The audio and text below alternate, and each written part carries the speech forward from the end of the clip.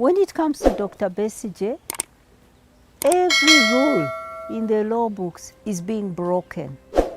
It's really personal. It's persecution of an individual.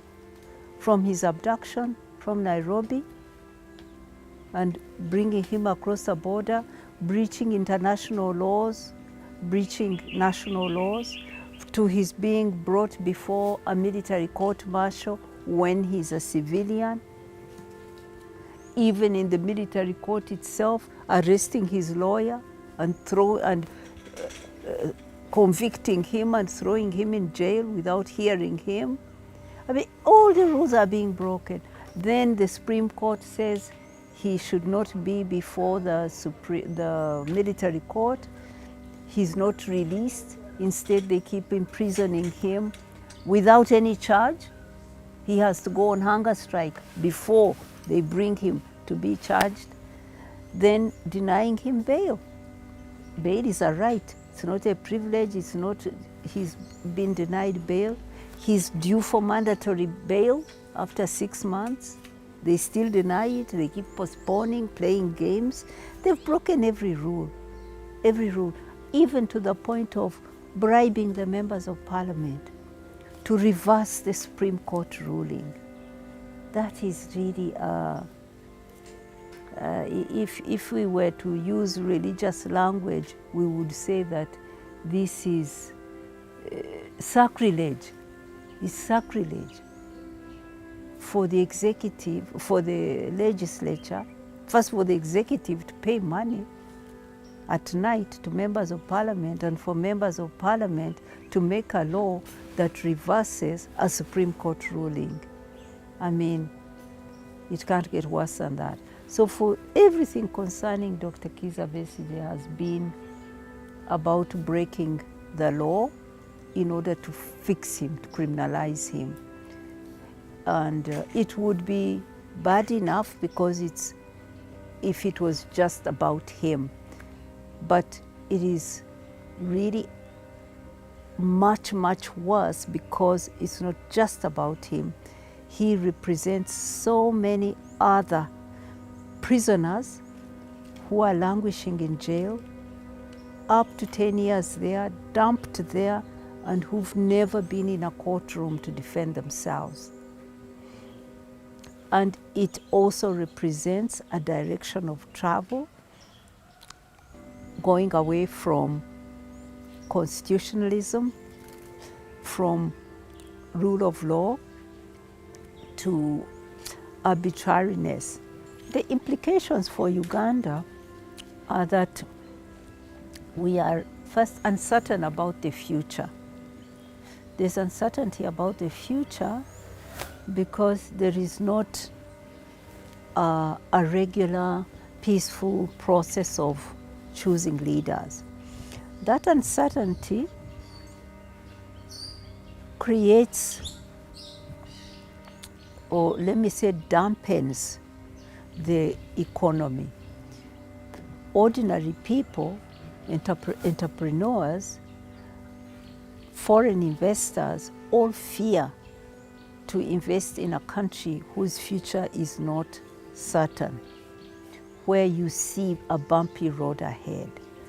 But secondly, we see, and even more seriously, an increasing use of violence and force to drive the politics, to ensure political outcomes that the people in power want. So you see more, particularly young people who want to express themselves, who are angry about being unemployed, who are looking for their futures and not seeing them, being persecuted. We see young people being beaten, we see all those images, and that also drives more more capital flight, because those who are in the country trying to invest see the violence and take their money away. In fact, I was in Kenya recently, and I was very surprised to find that probably in the real estate sector, which is growing in Kenya, that the biggest investors are coming from Uganda and South Sudan. It tells you that Ugandans are themselves not feeling confident about their own economy and are taking their money and buying rental houses, apartments, whatever, in Kenya. So you see, it creates a cycle of unpredictable politics, forceful politics. Economy becomes slows because of that uncertainty. You get the political class, the bureaucratic class not trusting the future, becoming more and more corrupt. So one thing leads to another and we keep sinking. We need to get ourselves out of that, and we can.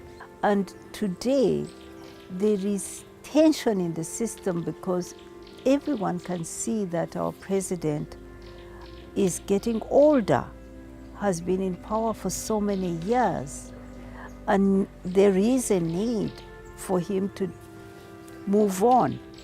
And people see that, and you can see that in his party there's a stampede about who should lead.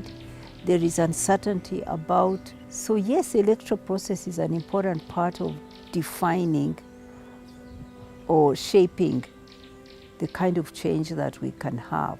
Well, if you don't change leadership through elections, then how do you change it? Through a military coup? That can never be a solution. That's a forced solution, and that doesn't ever produce the stability that a country needs. If you take power through the gun, then are you going to be removed also by a gun? Are you suggesting that we can depend on military coups for the future? I don't see another way except a democratic process. I'm more interested in solving the problem of this political stalemate, contributing to returning Uganda to a democratic path, but I'm not particularly interested in running in elections.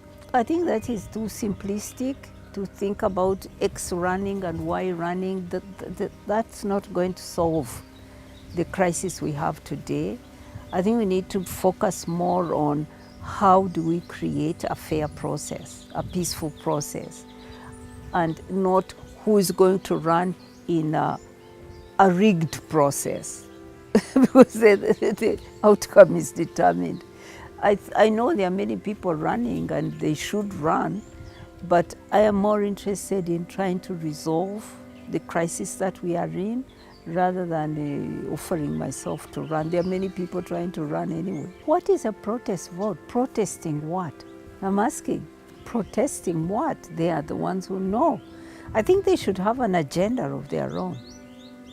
They should be telling us what they want to do about the big problems that Uganda is facing. There's the democratic challenge, that our politics are not being managed fairly. There's the problem of human rights and violation of the rights of particularly opposition. There is the problems in the economy, that we have an economy that seems to be growing, but that doesn't produce jobs and incomes for young people. There is a problem of the management of our natural resources. These are real challenges, and we want to hear them on what they have to say about them. Protest means a term meaning you're protesting something. What are they protesting? I'd be more interested in knowing what do they stand for, what do they want to change, what's their agenda.